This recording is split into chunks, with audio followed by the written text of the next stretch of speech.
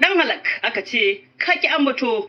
A yau ne 15 ga watan Fabrairun shekarar 2021 shahararren mawaki kuma fitacce Nura M Inuwa ya bayyana sunan kundin da zai fitar a shekarar, wato album. Mawakin dai ya bayyana sunan album din bayan dauki ba dadi da gwagwarmaya da masoyan shi suka sha wajen ganin sanin koda sunan album din da zai fitar. Duba da nazari da tunani da mawakin yayi wajen fitar da sunan album din, babu shakka ya fitar da suna wanda ya dace, wanda kuma sunan kai kanka zaka tabbatar da cewa ya dace din. Mawakin dai kowa ya san cewa ya saba fitar da kundi guda biyu ne a dukkanin shekara. To sai aka samu akasi a shekarar 2020 mawakin bai fitar kundi ba saboda wasu kwararan dalilai nashi.